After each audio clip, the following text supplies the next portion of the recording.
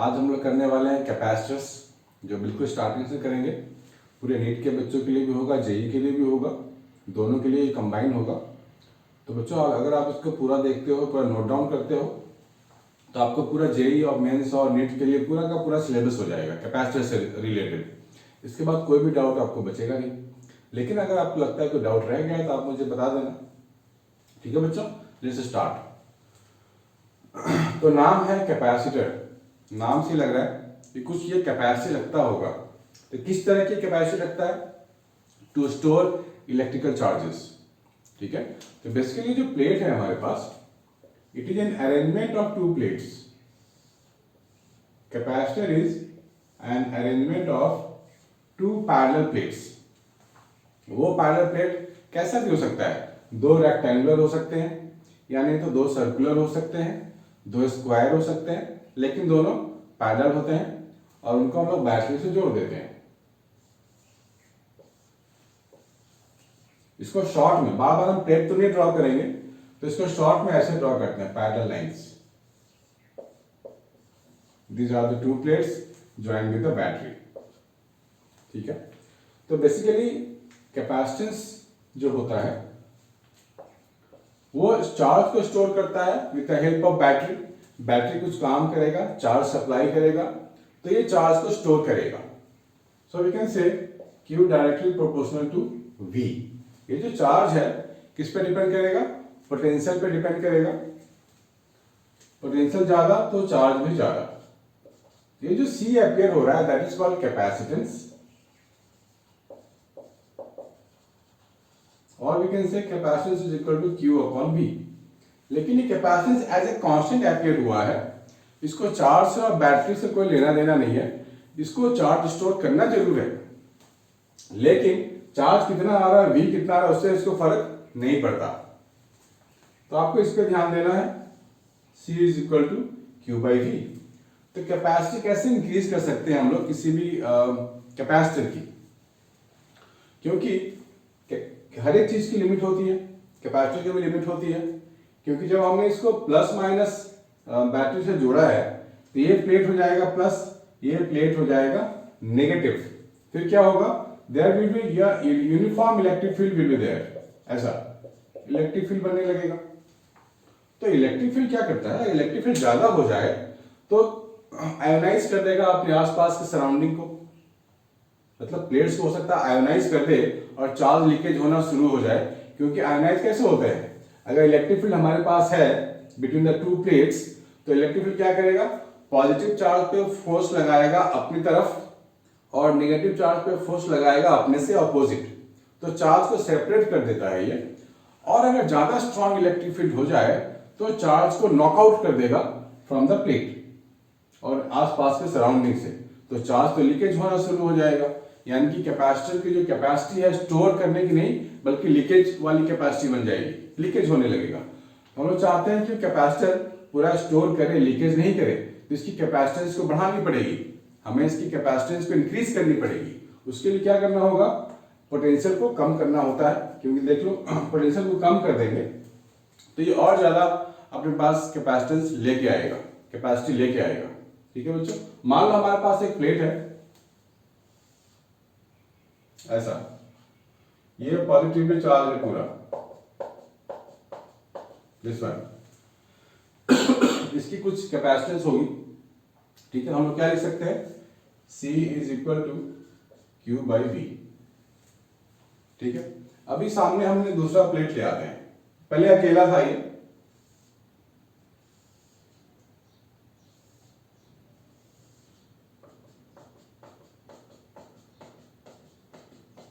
ये प्लेट ले आते हैं। तो ये क्या करेगा?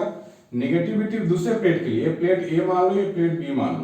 प्लेट पहले A अकेला था, तो इसके नेगेटिविटी को अपने पास अट्रैक्ट कर लेगा और पॉजिटिविटी को रिपेल कर देगा।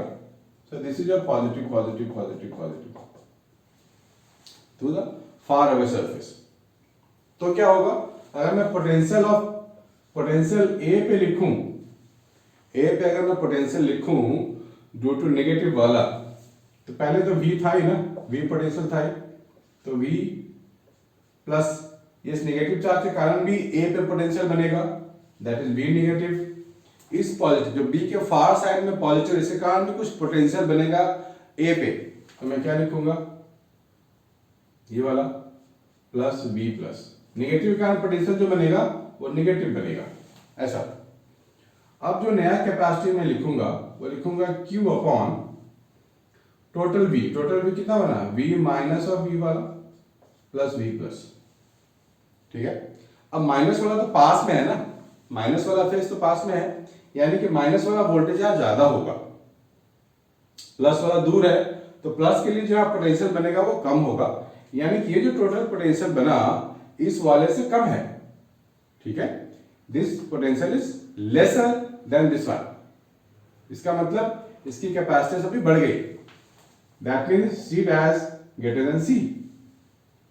अब एक तीसरा केस एज्यूम करते हैं, जब हम लोगों ने इसके सरफेस को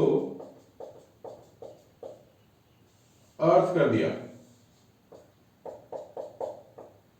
जब आउटर सरफेस को अर्थ कर देंगे तो पूरा का पूरा चार्ज भी फ्लो टू द अर्थ, ये चार्ज खत्म हो गया इधर, दैट मीन्स ये वाला जो V पॉजिटिव है ये जीरो हो जाएगा।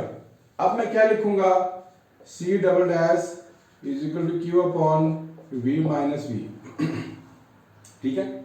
यानी कि C डैश अब ये पूरा कम हो गया एज कंपेयर टू दिस, यानी कि C डैश और C डबल डैश को कंपेयर करें तो C double dash is more stronger, C double dash is bigger than C dash.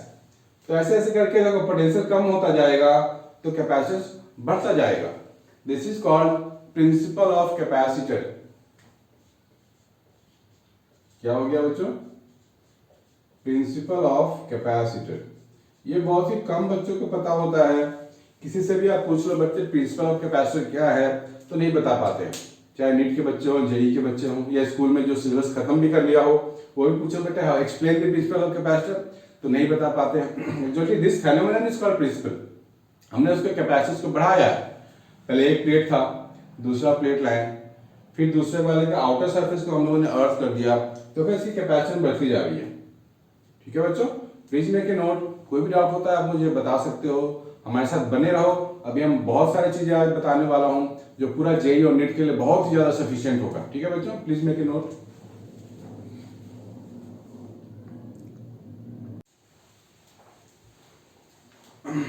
अभी हम लोग कर लेते हैं एनर्जी स्टोर्ड इन दी कैपेसिटर।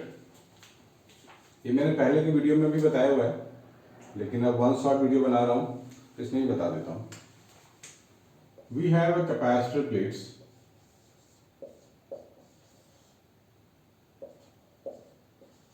तो बैटरी का काम क्या है, चार्ज को धक्का लगा के यहां तक पहुंचाना कि भाई तुम चार्ज ले लो। कैपेसिटर क्या करेगा, चार्ज ले लेगा, स्टोर करेगा। तो बैटरी यहां पे कुछ काम कर रहा है। बैटरी जब तक काम करेगा तब तक तो भाई कैपेसिटर के लिए मजे हैं, चलो उसके पास चार्ज आ रहा है, ठीक है। जैसे होता है ना घर में, अरे चलो पापा मम्मी काम कर रहे हैं तब तक मैं खा पी रहा हूं, मजे हैं, ऐश है। बिल्कुल भाई यहां भी है, पापा मम्मी कमा रहे हैं, बेटे को दे रहे हैं, बेटी को दे रहे हैं, और जिस दिन ये कमाना बंद कर देगा, काम करना बंद कर देगा, उस दिन कुछ नहीं मिलेगा। कैपेसिटर पर स्टोर है तो ठीक है, नहीं है तो कंगाल हो जाएगा कैपेसिटर। तो यहां हमें लिखना यह है कि work done by the battery is equal to energy stored in the capacitor. भाई मम्मी पापा कमा रहे हैं तभी तो हमारे अंदर एनर्जी बनी हुई है, right. So we can write work done by the capacitor is equal to energy stored in the capacitor. Work done by the battery is equal to energy stored in the capacitor. So work done, small work done क्या लिख सकते हैं, V into a small charge given to this capacitor. So voltage to charge work done तो होता ही है बच्चों। So a small charge dq, शुरू में dq ले लेते हैं, चलो स्टार्टिंग में dq दिया होगा, धीरे धीरे चार्ज की वैल्यू बढ़ती जाती है, तो V को क्या लिख सकते हैं, Q by C लिख सकते हैं। अब Q है कांस्टेंट नहीं है, एज टाइम पासेस Q की वैल्यू बढ़ती रहेगी। तो यहां पर जो पूरा वर्क डन है इसी को तो हम लोग बोलते हैं energy stored in the capacitor. और हमारे पास आ गया छोटा सा इंटीग्रेशन, स्मॉल इंटीग्रेशन, जीरो से कैपिटल Q कर दो चार्ज, जो इंक्रीज होकर चार्ज इंक्रीज हो रहा है प्लेट्स पे। That means we can write integration करने के बाद क्यू स्क्वायर बाय 2। ऑब्वियसली सबको पता होगा कि क्यू क्या है, यहाँ पे चार्ज है। सो क्यू स्क्वायर बाय 2c हमारे को मिल गया capacitor Q square by 2c। ये हो गया energy stored in this capacitor. अब इसका दूसरा फॉर्मूला भी चेंज कर सकते हैं ना, क्योंकि मेरे पास फॉर्मूला तो है Q is equal to CV, तो Q की जगह मैं CV भी तो लिख सकता हूं ऐसा। इसको सॉल्व सिंप्लीफाई कर लेंगे तो क्या मिलेगा, हाफ CV स्क्वायर मिलेगा। This is the energy stored in the capacitor. Easy है बच्चों, इजी है। एक चीज हमें और सिखाना है आज, स्फेरिकल कैपेसिटर। ठीक है बच्चों, स्फेरिकल कैपेसिटर के बारे में बहुत सारे केसेस हैं। मैं एक केस बता के बाकी का शॉर्टकट फॉर्मूले बता दूंगा तो काफी हेल्पफुल होगा। That is more than enough. तो लिख लो स्फेरिकल कैपेसिटर, इसको हटा देता हूं मैं, इसको लिख लो बच्चों आप लोग, स्फेरिकल कैपेसिटर।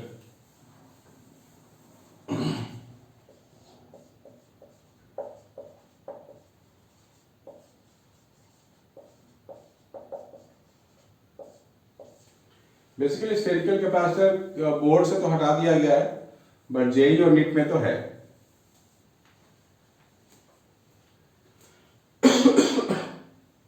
सपोज हमारे पास एक स्फीयर है, इसकी रेडियस r है और इसमें चार्ज यूनिफॉर्मली डिस्ट्रीब्यूटेड है q। तो हम लोग क्या लिखते हैं, c is equal to Q upon v, ये लिखते हैं। इसके लिए भी यही लिखेंगे। तो ये जो हमारे पास पोटेंशियल होता है किसी भी स्फीयर के लिए, हम लोगों ने पढ़ा हुआ है ना पोटेंशियल किसी भी स्फीयर के लिए k q बाय r, हम लोगों ने किया था अभी इसके पहले।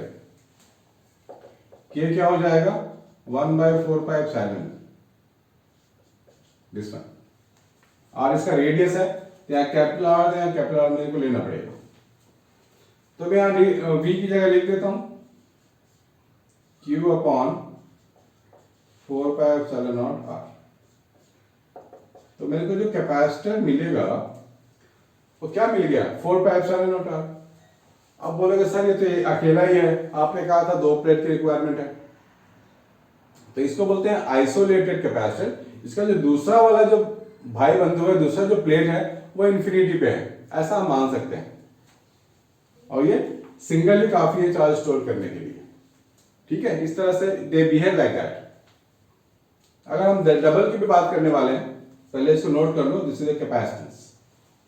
हमारे पास क्या है, डबल कैपेसिटर, डबल स्फीयर की बात करेंगे ऐसा कुछ। इसकी रेडियस है a, इसकी रेडियस है b। हमने क्या किया, अंदर वाले को दे दिया पॉजिटिव q चार्ज। ये जो अंदर में जो गोला बैठा हुआ है इसको हमने दे दिया पॉजिटिव q चार्ज। तो अब चार्ज इंड्यूस होगा। चार्ज इंड्यूस हम लोगों ने सीखा हुआ है बच्चों, इनर स्फीयर के पास क्या आएगा, नेगेटिव चार्ज, और आउटर के पास आ जाएगा पॉजिटिव क्यू चार्ज। यही तो होता है चार्ज डिस्ट्रीब्यूशन में। अब मान लो हमने आउटर सरफेस को अर्थ कर दिया, तो जो भी पॉजिटिविटी दिख रहा है ना सारा गायब हो जाएगा। ठीक है, ये खत्म हो जाएंगे सारे चार्जेस। तो अगर मैं पोटेंशियल लिखूं, देखो चार्ज ये माइनस क्यू हो जाएगा, ये प्लस क्यू हो जाएगा, लेकिन ये प्लस क्यू वाला तो गायब हो गया। तो अगर मैं पूरा पोटेंशियल लिखूं बड़े वाले स्फीयर के लिए, तो क्या लिखना पड़ेगा मुझे, V टोटल छोटे वाले के कारण के क्यू बाई बी। ठीक है, इसके कारण जो यहां पोटेंशियल होगा के क्यू बाई बी। अब ये जो माइनस है इसके कारण भी होगा inner shell, minus K Q by B.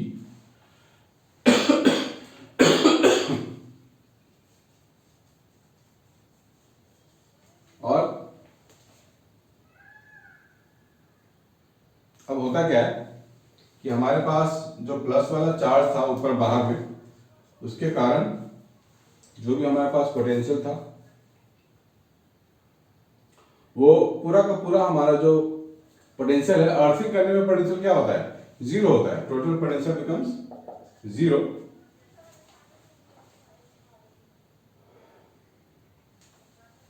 तो हम लोग यहां पे क्या लिख सकते हैं, छोटे वाले के कारण जो पोटेंशियल होगा वो हो जाएगा V is equal to K Q by ए। छोटे वाले कारण छोटे के पास, अब ये छोटा में पॉइंट कहीं भी हो सकता है, इसके सरफेस पे हो सकता है, अंदर भी हो सकता है, के क्यू बाई ए। और बड़े वाले के कारण ये तो जीरो, क्योंकि अभी जो हम लोग फाइंड कर रहे हैं सरफेस पे पॉजिटिव नेगेटिव के अंदर जीरो हो जाएगा। अब मैं इसके अंदर की बात करूं अगर कि we have to find the potential at the centre, तो मैं क्या लिखूंगा, V is equal to K Q by A minus K Q by B. ठीक है, this is the potential at the centre. तो जो कैपेसिटेंस हम लोग लिखते हैं तो क्या लिखेंगे, Q बाई वी। तो V की जगह मैं लिखूंगा के Q by A minus K Q by B. तो इसको सिंप्लीफाई करेंगे, क्यू क्यू क्यू तो गायब हो गया, ये ए भी ऊपर चला जाएगा और के नीचे आ जाएगा, और ये हो गया B minus A. This is the capacitance when outer surface is earthed. K की फॉर्मूला हमारे को पता ही है, 4/1/4πε0। This is the capacitance. ठीक है, ये दो के लिए कैपेसिटेंस है, दो स्फीयर है हमारे पास, आउटर सरफेस को तो हमने अर्थ कर दिया कि उसका पोटेंशियल जीरो हो जाएगा।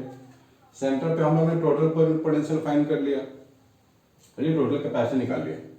इसके और भी केसेस है, इनर को भी कभी कभी हम कर सकते हैं, अर्थ कभी कभी दोनों वायर को जोड़ सकते हैं, तो कैपेसिटर क्या होगा, सारे केसेस में बता देता हूं, इसको नोट कर लो बच्चों प्लीज।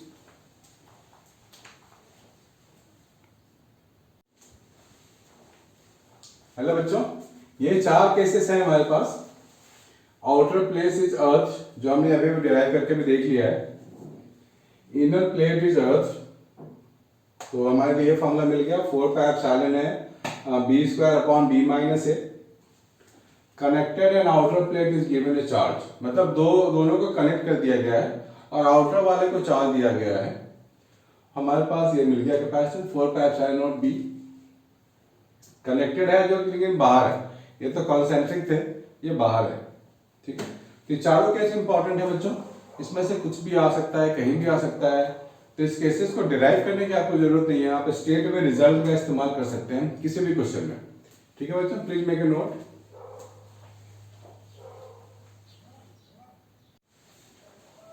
हाय बच्चों, अभी हम लोग कर लेते हैं पैरेलल प्लेट जो आपस में फोर्सेस लगाते होंगे उसका डेरिवेशन, क्योंकि एक प्लेट तो पॉजिटिव है, एक प्लेट नेगेटिव है, they try to attract each other, है ना।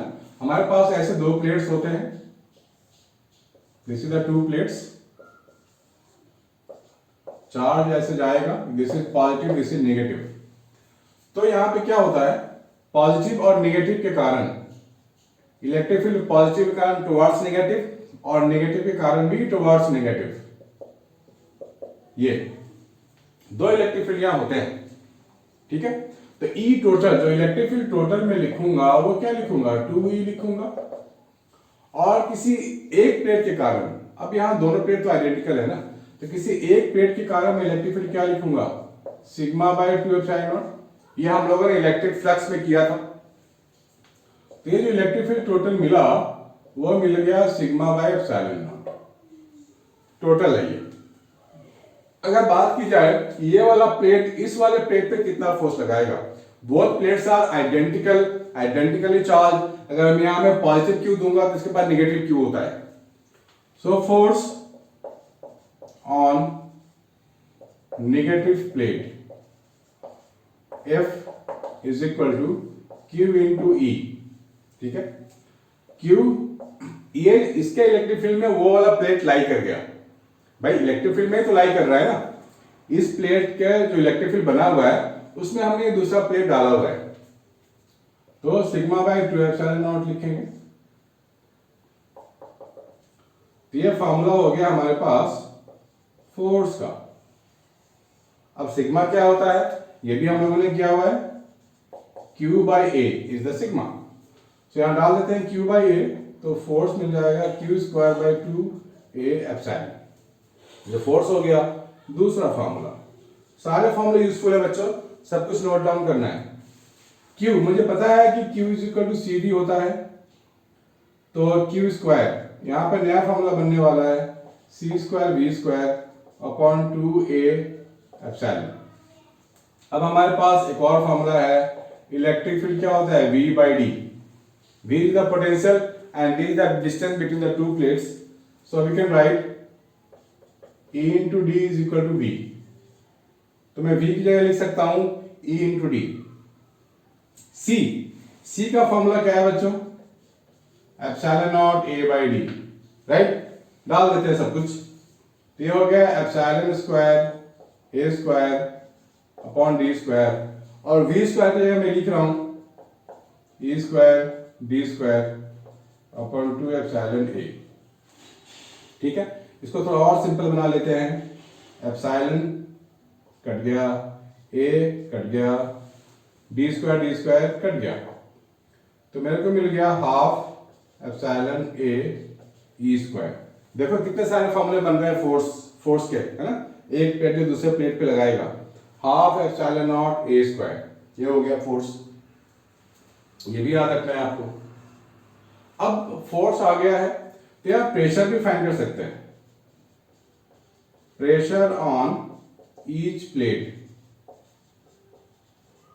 ऑफ कोर्स प्रेशर भी होगा ना, प्रेशर क्या होता है, फोर्स पर यूनिट एरिया।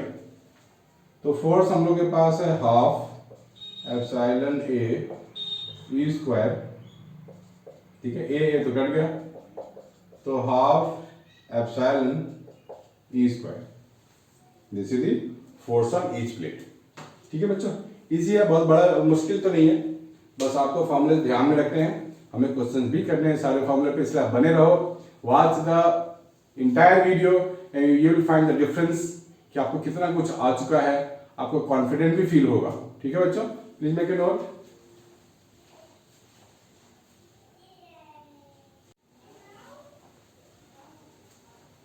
आगे हमें करना है बच्चों कैपेसिटर विथ डाइलेक्ट्रिक। अभी तक हमने क्या किया है, कैपेसिटर्स के प्लेट के बीच में एयर है और कुछ नहीं। अभी हम लोगों ने एक न्यूट्रल मीडियम डाल दिया, कोई इंसुलेटर डाल दिया, तो कैपेसिटर्स में क्या फर्क पड़ता है ये हमें देखना है। सपोज हमारे पास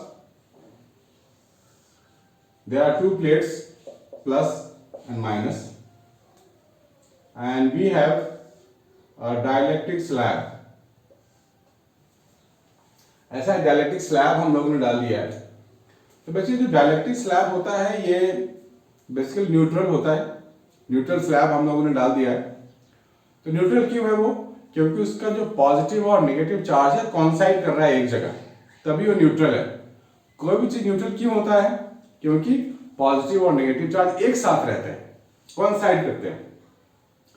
ये जो चार्ज प्लेट्स है, चार्ज प्लेट्स के बीच में पहले से इलेक्ट्रिक फील्ड है, हमने वहां वो डाइलेक्ट्रिक स्लैब डाल दिया, यहां पहले से ही इलेक्ट्रिक फील्ड है between the plates.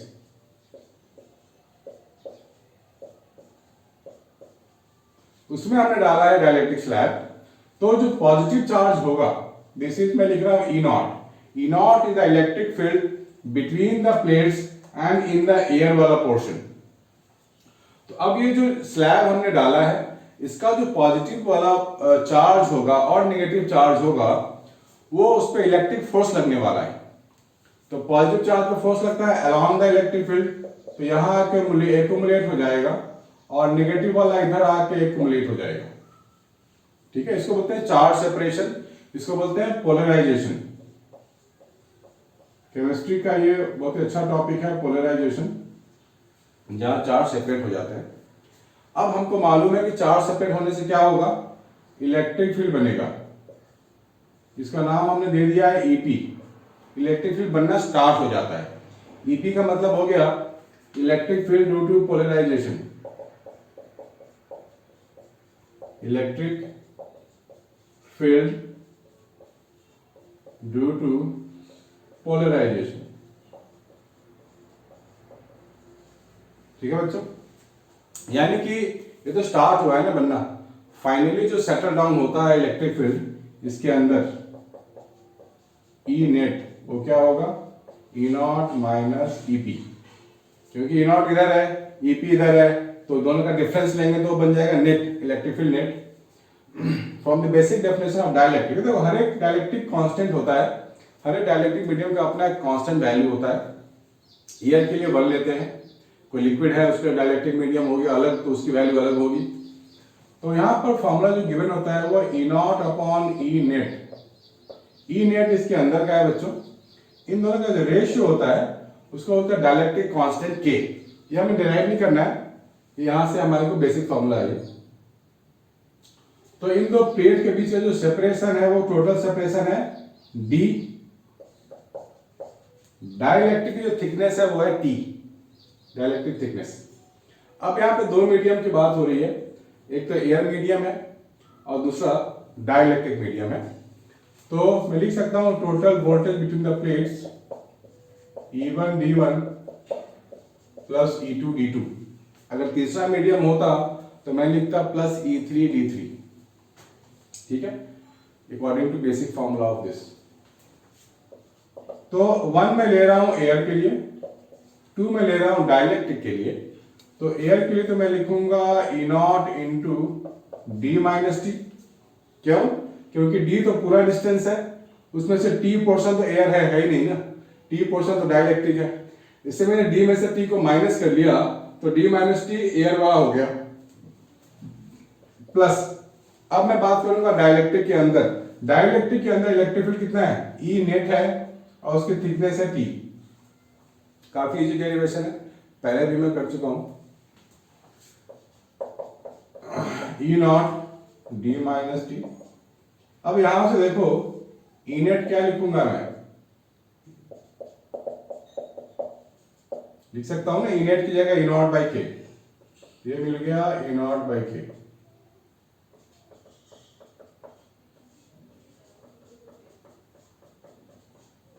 This one, d minus t plus t by k। Electric field sigma by epsilon ये भी कर चुके हैं हम लोग डेरिवेशन, है ना। दो प्लेट के कारण जो टोटल इलेक्ट्रिक फील्ड होगा वो ये होगा सिग्मा बाय एप्सिलॉन। सिग्मा क्या होता है, तो q बाई a होता है।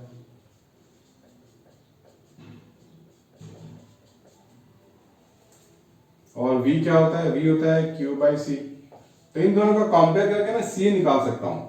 तो c मेरे को मिल गया epsilon naught a upon d minus T upon T by के। ठीक है, इजी है। केस 1, अगर डाइलेक्ट्रिक ना हो, कोई कंडक्टिंग स्लैब हो, इफ कंडक्टिंग स्लैब, तो कंडक्टिंग स्लैब में भी इलेक्ट्रिक फील्ड उतना ही बनता है जितना कि एक्सटर्नल एयर वाला इलेक्ट्रिक फील्ड है, यानी कि इसके पास जो इलेक्ट्रिक फील्ड होगा वो सेम बनेगा। तो ई नेट हो जाएगा 0, ई नॉट माइनस ई नॉट लिखना पड़ेगा मुझे। ई नॉट 0 यानी कि के की वैल्यू होती है इनफाइनाइट, किसी भी कंडक्टिंग स्लैब के लिए के की वैल्यू होती है इनफाइनाइट। तो कैपेसिटेंस क्या मिलेगा मुझे, epsilon not a upon D minus T, ये मिलेगी। Case number 2, if t is equal to 0 means no dielectric, electric नहीं एयर है, t 0 कर दो, तो t 0 होने से c एयर मिल जाएगा मुझे, epsilon naught a by D. Very good. Third case, अगर पूरा मैं डाइलेक्ट्रिक से ही फिल कर दूं, एयर रहे ही नहीं, क्या लिखूंगा मैं, if t is equal to d, तो क्या मिलेगा मुझे, C विथ डाइलेक्ट्रिक, या फिर C मीडियम बोल सकते हैं CM। तो यहां पर मैं T की जगह D लिखने वाला हूं, तो हो जाएगा K times epsilon naught A by D, और we can say K times of C air, है ना, ये मिल सकता है हमारे को। 3 केसेस है, इससे बाहर कुछ भी नहीं आने का बच्चों, तो इसको डिराइव करो। फिर मैं कुछ और इंपॉर्टेंट चीजें बता रहा हूं, फिर क्वेश्चंस पे आने वाले हैं very soon. Note it down बच्चों।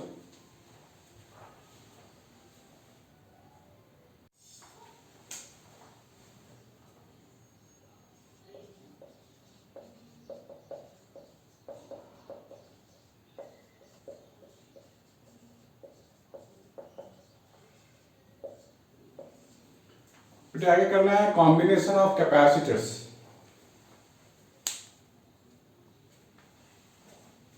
मतलब सीरीज पैरेलल होगा कैसे पहचानेंगे, क्या क्या क्वेश्चंस आ सकते हैं, क्या क्या पॉसिबिलिटीज हैं, सारी चीजें आपको मिलेगा। सपोज कैपेसिटर है,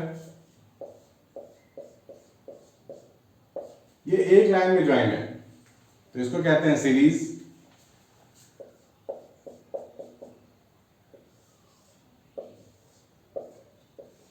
लेकिन यहां जंक्शन मिल गया।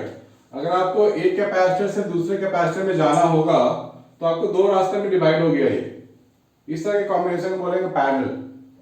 अब जब डाइलेक्ट्रिक इसमें घुस जाता है तो क्या बोलते हैं और कैसे सॉल्व करते हैं। सपोज हमारे पास ये प्लेट है और यहां पे एक डाइलेक्ट्रिक आ गया,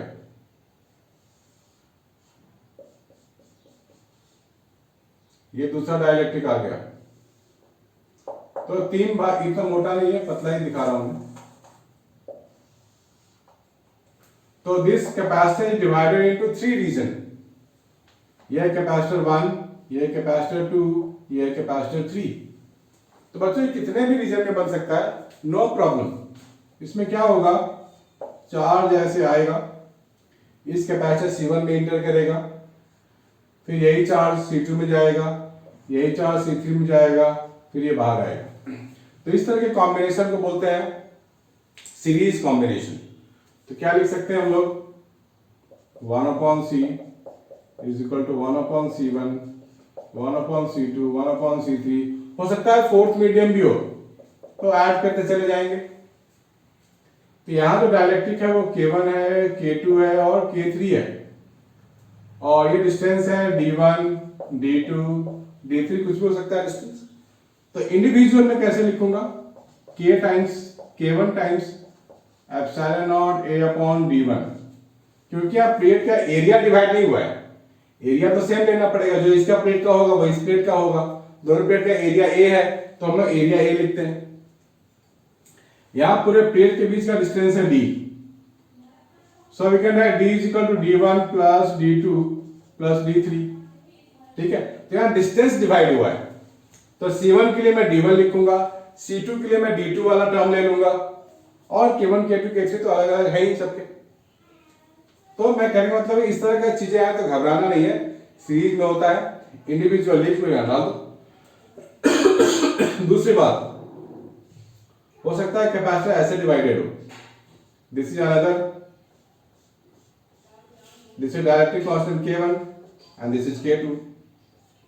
यहां पे चार्ज आएगा तो इसको यहां से डिवाइड होना पड़ेगा, कुछ कैपेसिटर इसके लिए जाना पड़ेगा, कुछ इसके लिए। यहां चार्ज डिवाइड हो गया, चार्ज जब डिवाइड हो जाए दैट मींस हमारे पास तो पैरेलल है, तो इसको नाम दे दो C1, इसका नाम दे दो C2। सो टोटल जो C होगा वो होगा C1 प्लस ऑफ C2, और इंडिविजुअल क्या लिखेंगे हम लोग, K1 एप्सिलॉन नॉट A/2। अभी इतना जो प्लेट बन रहा है ना, एरिया इसका डिवाइड हो गया है, देखो इसका एरिया हाफ हो गया है। या क्वेश्चन में 1/3 भी दे सकता है, 1/4 दे सकता है, जो भी दिया हो, आप एरिया पे आपके यहाँ ध्यान देना पड़ेगा। इस केस में A/2 और A/2 हो गया है।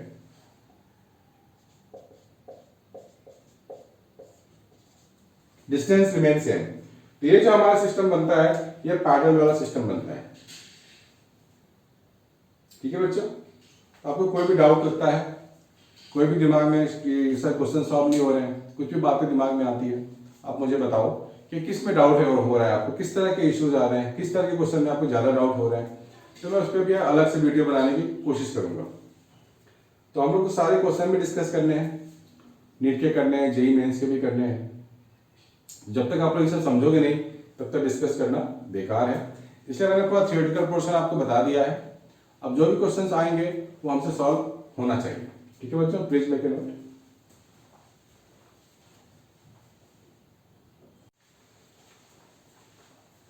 हेलो बेटे, इसमें दो क्वेश्चन दिए गए हैं जो कैपेसिटर से रिलेटेड है। ये पूरा कैपेसिटर हम लोग करने वाले हैं। जो भी बच्चे जेईई मेंस में अपियर हो रहे हैं या फिर जो भी बच्चे तैयारी कर रहे हैं या फिर नीट की भी तैयारी कर रहे हैं, तो वीडियो आपके लिए बहुत इंपॉर्टेंट है। इसमें सारे कॉन्सेप्ट मिलने वाले हैं कैपेसिटर से रिलेटेड। आपको कहीं और पढ़ने की जरूरत नहीं है, आपको कुछ भी करने की जरूरत नहीं है, बस आपको पूरा वीडियो देखना है, इसको नोट करना है।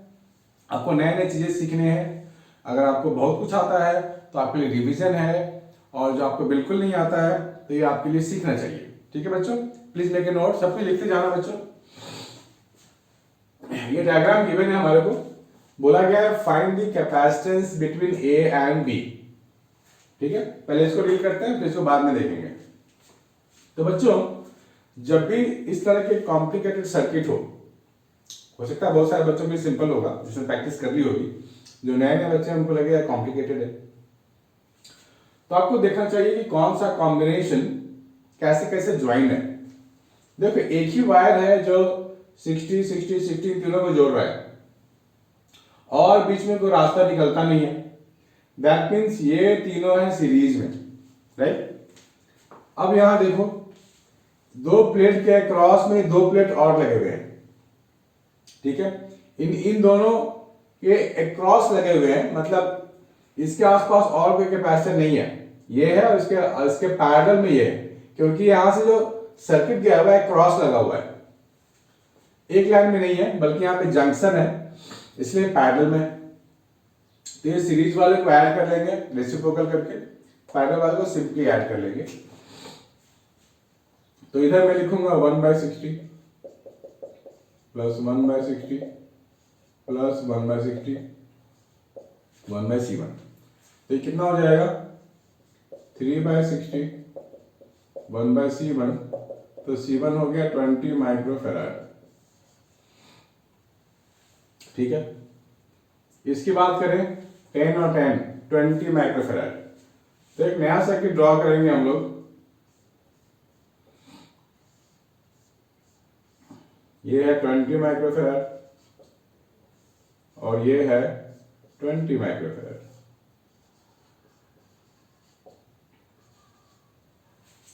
हर एक स्टेप में न्यू सर्किट ड्रॉ होनी चाहिए, तो हमें मालूम पड़ेगा कि अगला स्टेप में क्या करना है।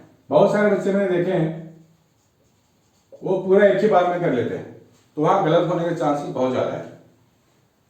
20 फिर से पैरेलल में है, क्योंकि इसके क्रॉस लगा हुआ है, एक लाइन में नहीं है, तो फिर से ऐड करेंगे तो ये 40 हो जाएगा।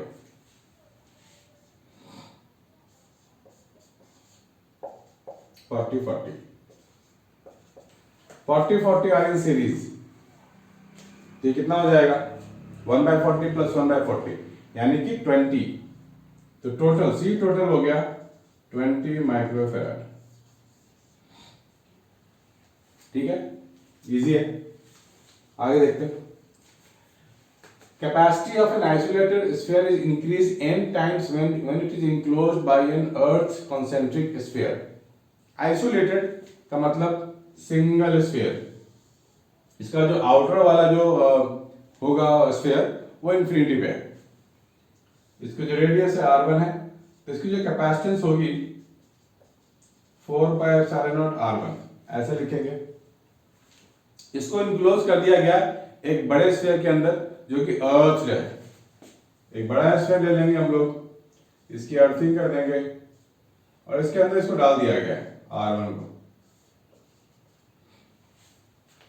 तो कैपेसिटी बढ़ गई इसकी, कह रहा है ना, capacity of an isolated sphere is increased n times.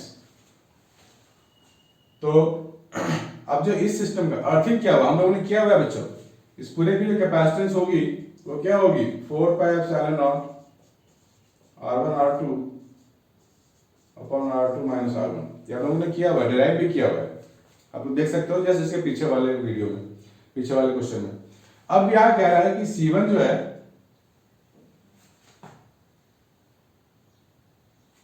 Capacity of an isolated capacity increase n times, ये n टाइम्स इंक्रीज हो गया है, तो क्या लिखेंगे C1 n times of C2।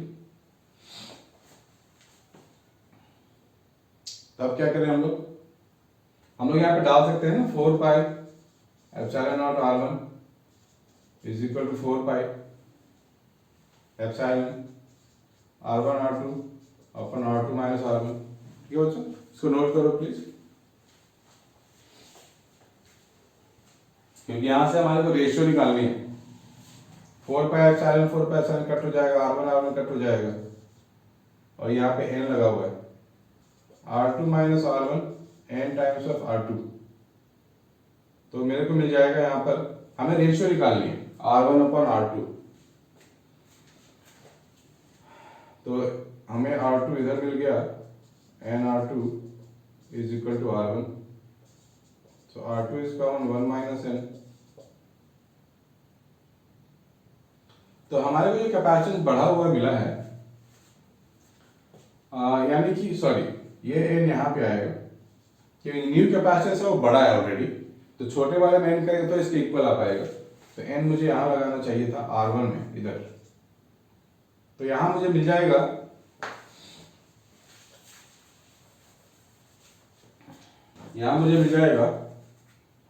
n is equal to R2 upon R2 minus R1। तो cross multiply कर दो, n R2 minus n R1 is equal to R2। तो n R2 is equal to n R1 minus R2। तो यहाँ मुझे मिल जाएगा R2 is equal to n R1 by n minus 1, और R2 minus R1 this one. तो option है हमारे पास, ऑप्शन है हमारे पास। ठीक है बच्चों, इसको ध्यान से कर लो, ये केस आपको याद भी होनी चाहिए, इसको नोट करो बच्चों, अभी हम आगे करने वाले हैं।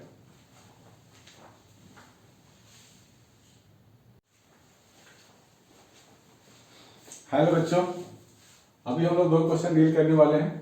ये जो प्लेट्स लगे हुए हैं, 4 plates are arranged as shown, all plates have same area A and separation D। मतलब सारे जो सेपरेशन है वो D है, और सारे प्लेट है उसके एरिया गिवन है A। Find the equivalent capacitance between P and Q। तो बच्चे हमें इसमें पता करना पड़ेगा कि कैपेसिटर सिस्टम कैसे कैसे अरेंज हो रहा है। अब देखो, ये 2 प्लेट्स आपस में ज्वाइंट है, तो ये 2 plate can not form a capacitor system, क्योंकि कैपेसिटर प्लेट आपस में ज्वाइन नहीं होते, वो बैटरी से ज्वाइन होते हैं। तो मान लिया इसका पोटेंशियल V1 मान लेते हैं, ठीक है, हमें नहीं पता कि V1 सही कि नहीं, तो इस प्लेट का भी पोटेंशियल सेम होगा V1, क्योंकि दोनों ज्वाइंट है। इस प्लेट का अगर मैं V2 ले लूं तो इसके लिए भी V2 आएगा। एक कैपेसिटर ये हो गया, एक ये हो गया, एक ये हो गया, यहाँ 3 कैपेसिटर से बच्चों हमारे पास। अब एक कैपेसिटर 1, कैपेसिटर 2, कैपेसिटर 3। देखो, कैपेसिटर 1 के बीच में V1 V2 पोटेंशियल डिफरेंस है, इसके लिए V1 V2 है, इसके लिए V1 V2 है। पोटेंशियल सेम हो रहा है 3 कैपेसिटर के बीच में, कैपेसिटर 1, कैपेसिटर 2, कैपेसिटर 3। तो इसके लिए V1 V2, V1 V2, V1 V2। सो यहाँ पर पोटेंशियल अगर सेम रहेगा, इसका क्या मतलब है कि they must be in parallel, है बच्चों। तो हम लिख सकते हैं C total is equal to C1 plus C2 plus C3। C1 क्या लिखेंगे, epsilon naught A by D। तो सारे आइडेंटिकल ही तो है, यहाँ पे यहाँ 3 टाइम्स लगा देंगे, हो गया, और कुछ नहीं करना है इसमें, फटाफट हो गया। दूसरा, यह एक इनफाइनाइट सिस्टम है, 1 माइक्रोफैराड, 2 माइक्रोफैराड, 1 माइक्रोफैराड, 2 माइक्रोफैराड, ये इसका रिपीटिंग यूनिट है, और ये चलता रहेगा इनफाइनाइट तक। हमारे को बोला गया find the total capacitance between A and B। तो जब भी बच्चों इनफाइनाइट वाले सीरीज का क्वेश्चन हो, जो इनफाइनाइट एक सीरीज बन गया हो, तो इसमें हमें आइडेंटिफाई करना पड़ेगा कि रिपीटिंग यूनिट कौन सा है। 1 2 1 2 1 2 1 2, these are repeating unit। तो इसमें क्या करना है, पहले वाले रिपीटिंग यूनिट को छोड़ दो, बाकियों को यहां से काट दो, और इस पूरे के बदले आप एक कैपेसिटर लगा दो विच रिप्रेजेंट्स द इनफाइनाइट सिस्टम, और नया सर्किट ड्रॉ कर लो।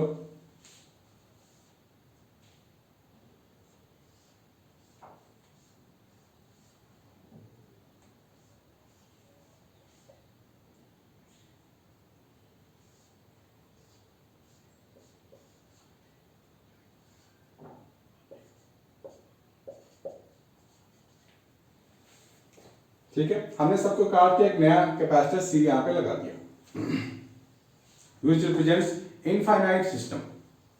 अब यहाँ पे क्या हो गया, तो सिंपल लग रहा है, तो 2 और सी यहाँ पे सीरीज में है, तो इन दोनों की जो कंबाइंड कैपेसिटेंस होगी वो कितनी होगी, 2C अपॉन 2 प्लस सी।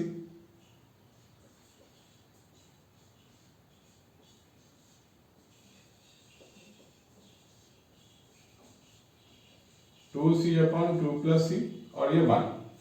अब ये दोनों हो गए पैरेलल में, तो क्या लिखेंगे, 2C upon 2 plus C plus 1। This entire thing represents C only, क्योंकि C तो इनफाइनाइट है ना, उसको मैं यहां से लूं या यहां से लूं क्या फर्क पड़ता है, इन दोनों को ऐड करने के बाद भी जो बनेगा कैपेसिटेंस सिस्टम उसको मैं C लिख सकता हूं।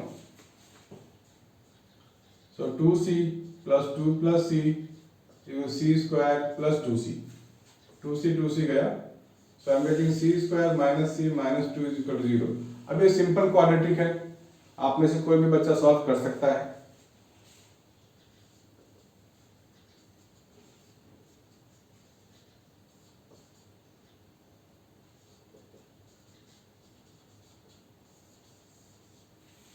To microfarad is the answer.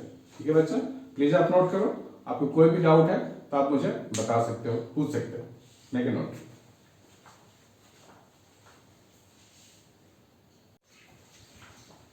है बच्चों, ये कैपेसिटर का स्विच वाला क्वेश्चन है जो नीट के लिए इंपॉर्टेंट है, जेई मेंस के लिए भी इंपॉर्टेंट है।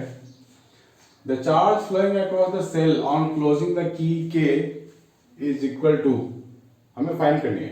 यहाँ स्विच अभी ओपन है, स्विच ऑन करेंगे तो कितना चार्ज फ्लो करेगा वो बताना है।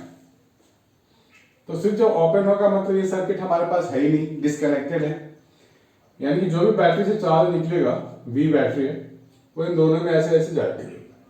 तो चार्ज अभी ये सीरीज में है, अगर ये सर्किट नहीं है तो C/2, तो चार्ज इनिशियली मैं लिखूंगा टोटल कैपेसिटर इनटू V, ये हो गया इनिशियली।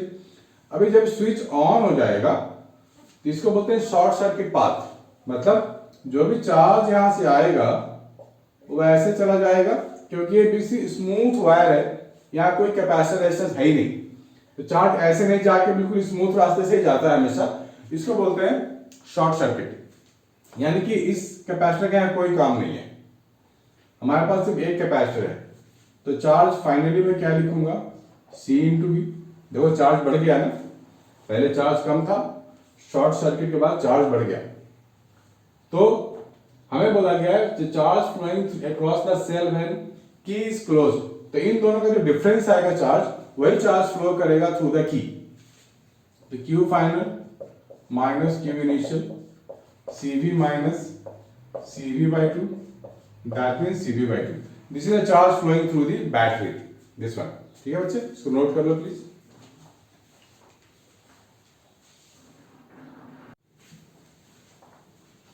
हाँ बच्चों, यहाँ दो क्वेश्चन है। Metallic sphere of capacitance C1 charge to potential V1 is connected to another metallic sphere of capacitance C2 charged to potential V2. Amount of heat produced during the process. बेटे हम लोग ने पहले डेरिवेशन किया हुआ है, इस तरह क्वेश्चन में डायरेक्ट फॉर्मूला आप लगा दो, half C1 C2 this one. यहाँ डिफरेंस लेना हमेशा याद रहे। इसकी बात करते हैं, इसमें पूरा कैपेसिटेंस C है, लेकिन इसमें एक डाइलेक्ट्रिक डाला गया है 1/4 ऑफ द थिकनेस, जो गैप है ना, जो थिकनेस जो गैप है इसका 1/4 यहाँ डाला गया है थिकनेस ऑफ डाइलेक्ट्रिक, तो टोटल कैपेसिटेंस बोला गया है। तो मैंने आपको पहले ही बताया था कि जब इस तरह के पैरेलल प्लेट को पैरेलली डाइलेक्ट्रिक से डिवाइड किया जाए तो सीरीज में बनता है। तो यहाँ दो कैपेसिटर है, इसको हम ऐसे भी दिखा सकते हैं, 1/4 गैप, ये 1/4 गैप है, बाकी में एयर है, ये दो प्लेट है, इसको हम ऐसे भी लिख सकते हैं, ये है D/4, बाकी का जो डिस्टेंस बचा वो हो जाएगा 3D/4। ठीक, तो ये कैपेसिटर का नाम दे देते हैं C1, इसको नाम दे देते हैं C2। तो C1 क्या लिखेंगे, डाइलेक्ट्रिक कांस्टेंट के into epsilon naught A upon D/4, और C2 क्या लिखेंगे, epsilon naught A upon 3D/4। Series में है तो 1/C total 1/C1 plus 1/C2।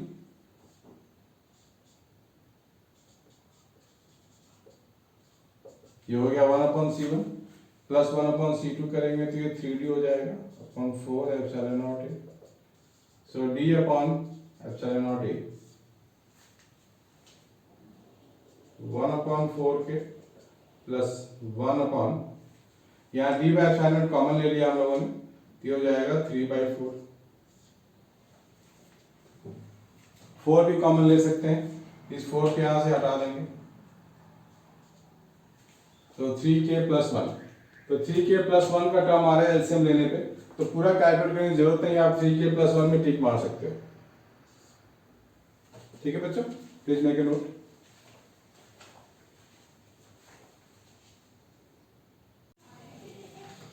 Hello बच्चों, ये क्वेश्चन आया हुआ है एम्स 2002 का क्वेश्चन है, काफी अच्छा क्वेश्चन है। A sphere of radius 10 cm is charged with 10 microcoulomb।